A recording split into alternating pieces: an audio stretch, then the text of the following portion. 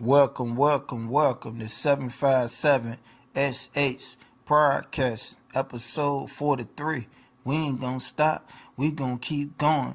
Let's go! Now, we can be talking about Chingy today, and we can be talking about Mr. Sidney Star. Y'all know the rapper Chingy, man. He was out back in the early 2000s. You know what I'm saying?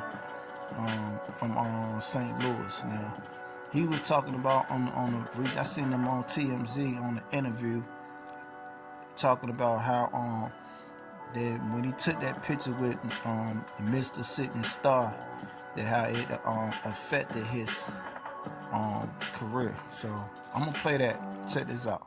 Now, getting in this business and understanding all the BS that can come with this business, as far as untrue rumors, and just how it be shady characters, whether they artists or executives in this business, and who can tend to try to derail your career and sabotage. Now, it's a lot of stuff that go with this stuff, and in that aspect, for us the shady business, I don't appreciate all that.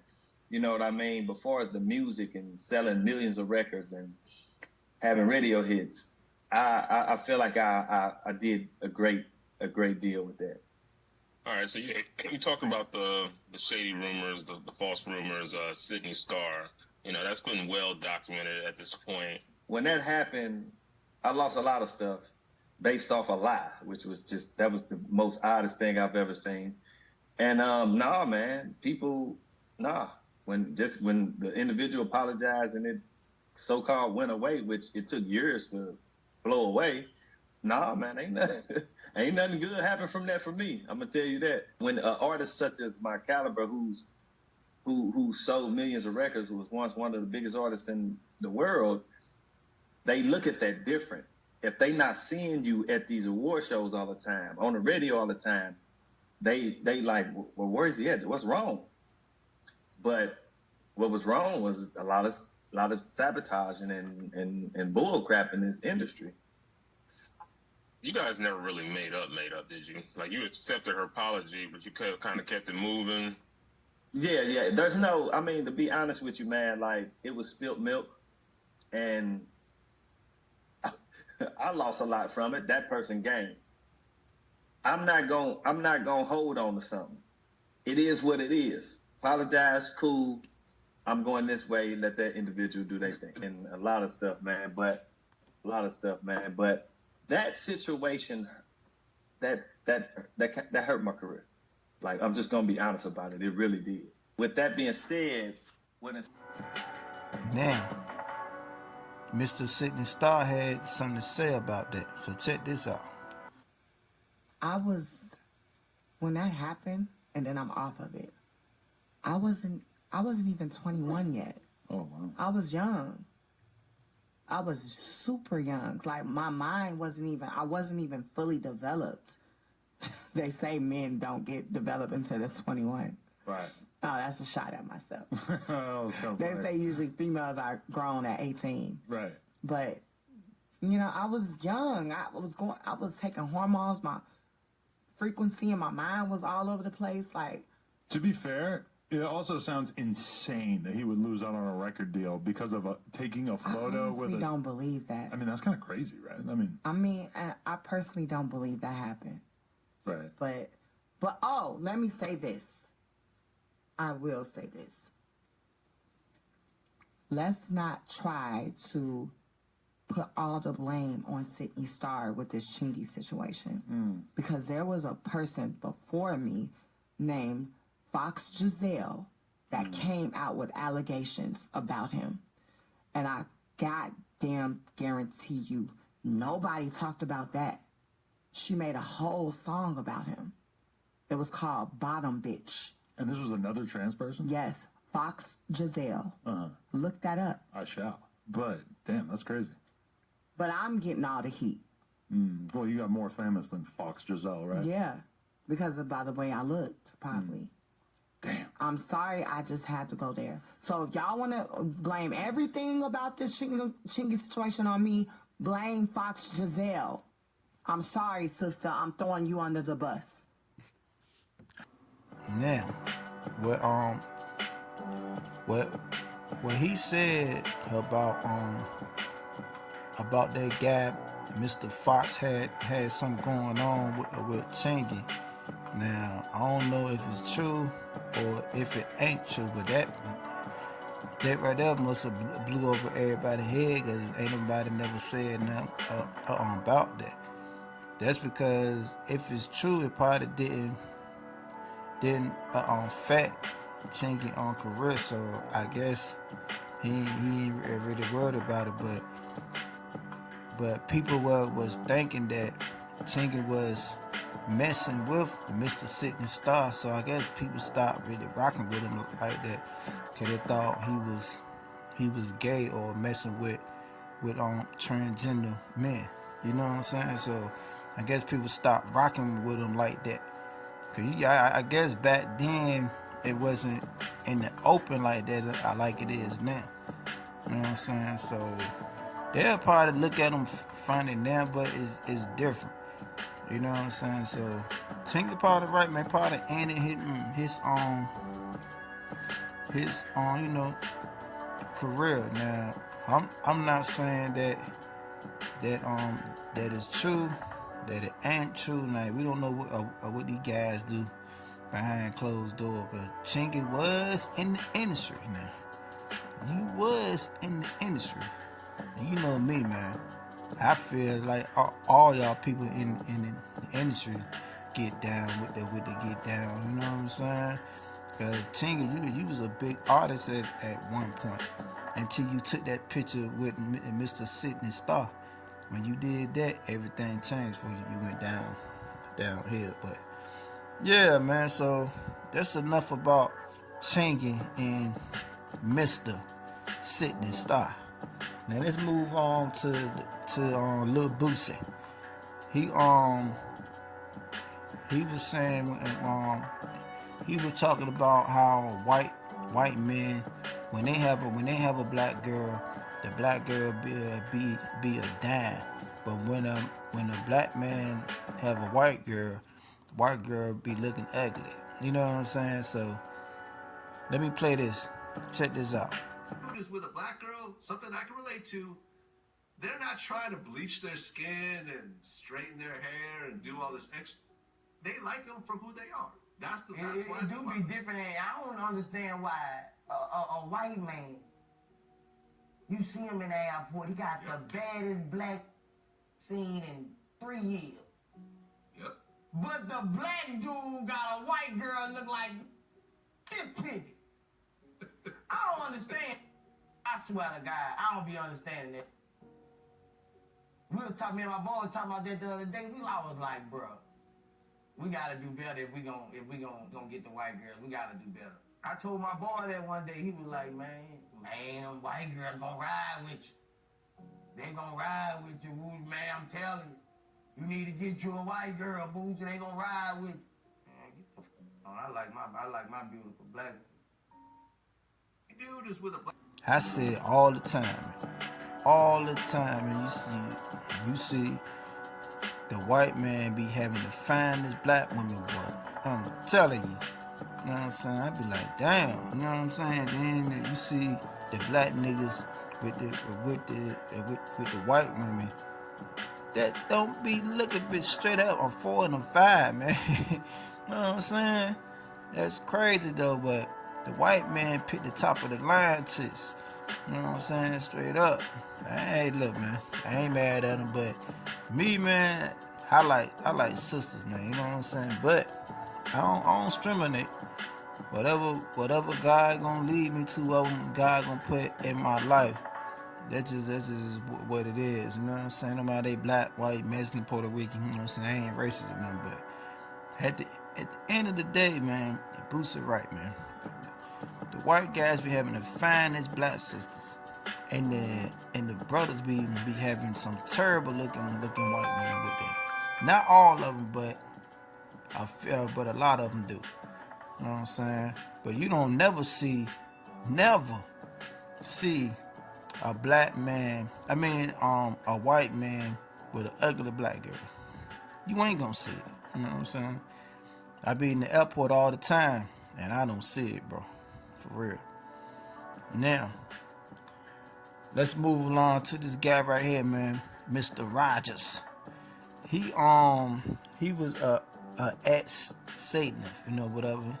But he got out there, God bought him out or whatever. But I'm gonna play this auto, man, and he gonna be exposing the plans of Satan. Check this out. Another one was entitled The Super Deception of a Glorious New Age, which actually applies to the New Age today. And this was 1946 that we're talking. And then the other one was Satan's Great General Council of the 1700s. And I must say the things that I heard there was an eye-opener. First of all, we'll go through the Great General Council. Okay. At the beginning of the 1700s, said the high priest, Satan and all his spirit counselors held a Great General Council with one purpose in mind. It was to prepare for the great industrial age that was soon to break upon the world. And Lucifer also foresaw another age that was to follow that, where tremendous scientific discoveries would be made by people, and we would enter a unique age that would change the way that everybody lives. It would also serve to usher in the end times and the close of the great controversy between the forces of good and evil. And the priest said that Lucifer had been studying the Bible. And he found in Daniel 12:4, where we are told about the time of the end, many shall run to and fro, knowledge shall be increased. Mm-hmm. He understood it to be that we're getting to that point. And he had, with all the spirit counselors, to change their modes of operation in order, to ensnare people. Mm-hmm. And they devised a way whereby people would disqualify themselves from being members of Christ's kingdom. And he was just very candid about this. Oh, yeah. Telling you and the rest of the group, 60 or 70 people there, the plans that close to 100 people. Lucifer had revealed to him. Mm-hmm. And by the time the council came to a close, they had three major policies that were going to be followed. First, they were to see to it that humans would be made to believe that Satan and his angels do not really exist. Because see, up to that time, you could walk down a street of Paris and you would have signs that would say where you have a soothsayer or a fortune teller of some type, and if you want to put a curse on someone, you could go and see this other old lady over there, the old witch. That's the way it goes. But now it had to change. Lucifer says we have to make sure that people, humans, get to believe that Satan and his angels do not really exist. Roger, that's interesting because a recent research study report that I read indicated that in a national survey, I believe it's over 75% of people do not really believe in a real tangible devil. Mm-hmm. But there is one. Oh, yeah. Now, the next thing, the three parts policy that they had adopted there, the second one was to find a way of being able to get total control of people's minds. And that would be done by taking hypnotism out of the realm of the occult and introduce it as a new science for the benefit of mankind. So part of what the high priest told you was Satan's strategy to take total control of people's minds. Mm-hmm. They felt that by taking hypnotism out of the realm of the occult and introducing it as a new science for the benefit of mankind, they could then use people of great renown, educators, people of capacity, that would do great things, such as supposedly regress people in time to former lives that they had. And of course, after the session is over, the person would not know a thing about ancient history, and the person that she or he has talked about performing, certain deeds, we'll say 3,000 or 4,000 years ago. But this was their strategy. Now, what this would do for the thing is this, that it would create in the minds of the general public solidly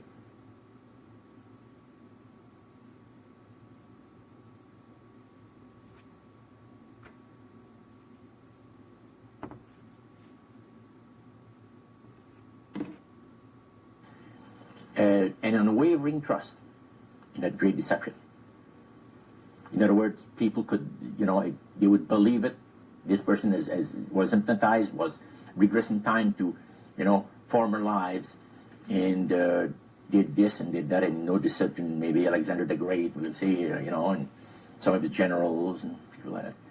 And the person, after the session is over, comes out of hypnotism, and he or she doesn't know what she's talking about.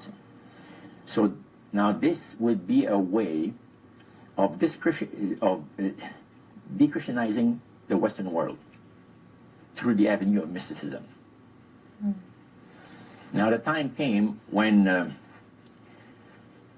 Lucifer decided that he had to choose a person to initiate this thing. And Franz Mesmer, which was an Austrian physician, was chosen. Because the priest told you all of this? Oh yeah, okay. Because he was most capable. Mesmer originated a theory called animal magnetism, later on named mesmerism. Mesmer was led by the spirits to believe, and this is what a priest said, was led by the spirits to believe that certain persons have a magnetic influence within themselves, so to speak, that would cause them to have great power over other persons, even to the point of placing them into a trance. And at that time, that was readily accepted by people in general, at the time that Mesmer lived. So people realized, some people got the capacity to put you into a trance. That's the way. Now, by the time that he died, in 1815, a lot of the physicians in Europe were using hypnotism as a means of anesthesia. Now, hypnotism is the same as mesmerism? That's right. Okay. So mesmerism that's been developed to a higher degree of refinement. And the priest went on saying that the plan of Satan to deceive the human family this way, he says, is the most intriguing thing to his mind. And he went on saying how it was going to be brought about. He said that a fellow by the name of Darwin and another fellow by the name of Thomas Henry Huxley would be used by the spirits because in their childhood they had been hypnotized by medical doctors. And they figured that they would be real good subjects to lead the people into this belief that they had, that Satan wanted to bring into people's lives. Now, what were those 3 points again, Roger? The 3 things were, number 1, that they did not want Satan did not want the human family to think that he or his angels existed. Right. The second point that you made had to do with taking control of people's minds. That's right. The third point was what? Was to destroy the Bible without burning it. Okay. See? And what was his strategy on that? On that, it was very interesting. Because after the Great General Council,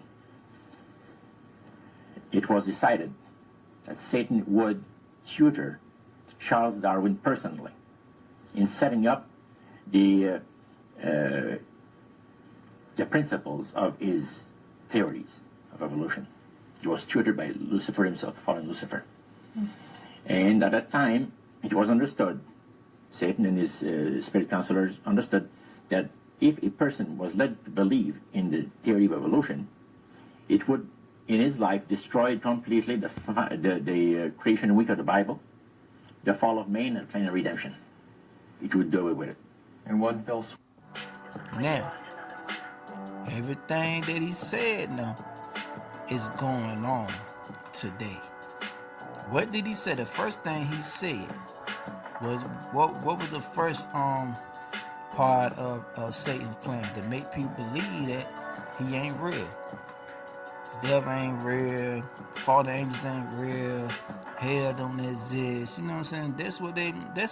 That's what Satan wants y'all to believe. He wants y'all to believe that he don't exist. And you know what?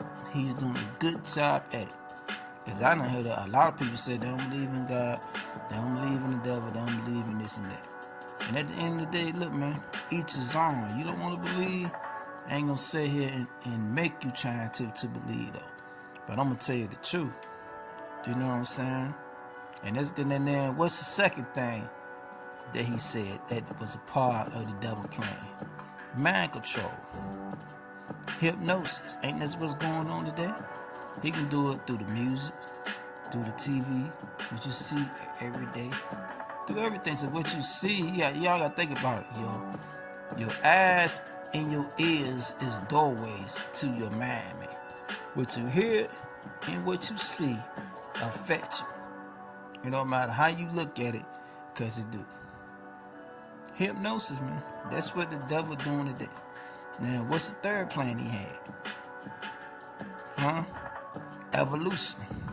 People think the earth come from a big bang and all the crazy stuff. People believe in the universe. That's how you destroy the Bible without burning the Bible.